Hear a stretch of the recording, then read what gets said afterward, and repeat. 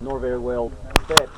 So the thing is that they adapted the style from the Napoleonic Wars, and they acquired the uniforms, and the big numbers that you see here, like the 4, the 3, was the company that they belonged to. The original, yes, as well as the numbers on the plates. And y'all realize, of course, you're wearing a 3 on your hat and a 4 on your collar. That's right. Okay, well. The weapons. We'll work on that. Okay, this particular weapon is a Brown Bess.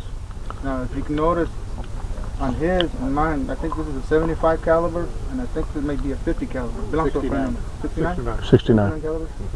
And the weapons were British. Yeah, Brown Bess is Brown Bess. Brown Bess is British. Right. Now, basically, the way they load the weapons, basically, have the other gentleman that showed you how to load the weapon itself. Another thing too is very,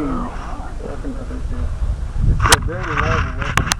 Except when you fire, like everybody says, when you fire quite a bit, a lot of that junk in the barrel starts developing in it, and also the ball that you would use would be smaller than the barrel. So when you fire the ball, it has a tendency of bouncing inside the barrel, and very inaccurate. Okay. Now that's why they would fire in volleys. What I mean by volleys, they have a whole line of soldatos, and they will fire at the same time. I believe, what is it, 500 rounds, and you might hit one guy? You know? Yeah, the trick is, having all that lead in the air at once. Big.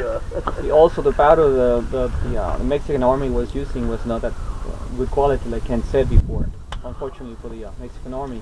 And sometimes they had, well, a lot of times they had misfires, and they got the weapon stuck with the balls inside, and they couldn't fire it. So how would they yank out the ball? They had a worm at the end of the ramrod. I have one somewhere.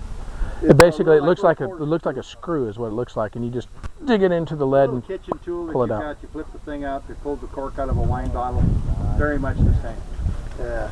So the ramrods would have it. You use the ramrods for cleaning, putting patches on, but they'd also be able to attach a worm on the end.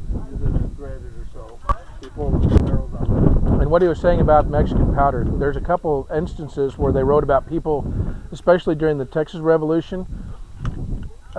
There was one instance at the Battle of, God, what's the name of that church up there? At the Battle of Concepcion. This poor guy got hit square between the eyes by a Brown Bess musket ball, and all it did was just bounce off and give him a hell of a bruise. And they gave him hell all the way back to wherever they were going to. Like, how's your head feeling? How you doing, raccoon? Because he'd had the raccoon eyes from getting the hit. Think about this period, and we're talking about the Napoleonic Wars and all that. In the 19th century, carried back from the 18th century and beyond, the French were the top military people in the world at the time. Definitely in the Western Hemisphere.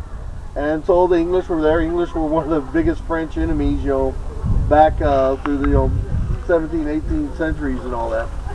So these younger countries, now we have the U.S. and Mexico and all these other republics coming in the new world over here.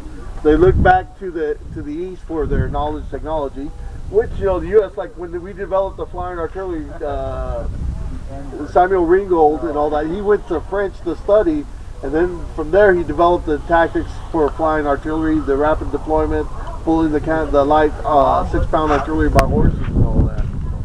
We still look. But the one thing I was going to say, they were also supplying these new countries out here with that.